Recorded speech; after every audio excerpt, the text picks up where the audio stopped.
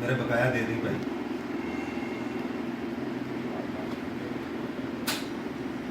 ये क्या ये वो फ्लिक करती है तो ये तार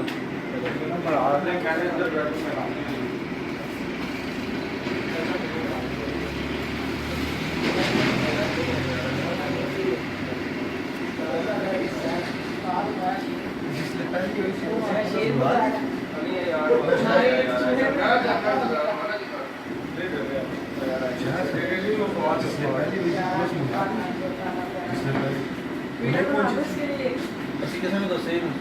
ਅਸੀਂ ਆਪਣਾ ਲੱਗੇ ਸੀ ਕਿ ਆਪ ਹੋਇਆ ਕੀ था एकदम से होता है बंदा खुद शौक में साधु साहब कहते हैं मैं भी नहीं था ये हंसला भी नहीं था फिर वो क्या करते नहीं मैं रफाकत साहब ਨੂੰ ਫੋਨ ਕੀਤਾ सही है। ਉਹਨਾਂ ਨੇ ਮਲਕ ਸਾਹਿਬ ਨੂੰ ਉਹ ਕਹਿ ਰਿਹਾ ਤੁਸੀਂ ਉਹ 15 ਤੇ ਫੋਨ ਕੀਤਾ ਮੈਂ ਕਿਹਾ ਨਹੀਂ ਕਹਿ ਰਿਹਾ ਤੁਸੀਂ ਫੋਨ ਨਾ ਤੇ ਮੈਂ ਉਧਰ ਥਾਣੇ ਬੰਦੀ ਕਰਨਾ ਫੋਨ ਤੇ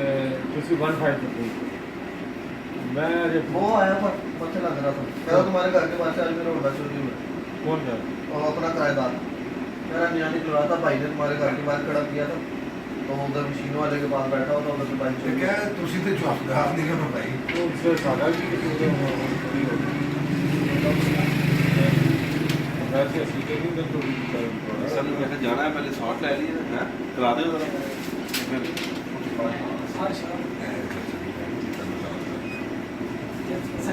ये कितनी देर बाद यहाँ से खड़े रहेंगे?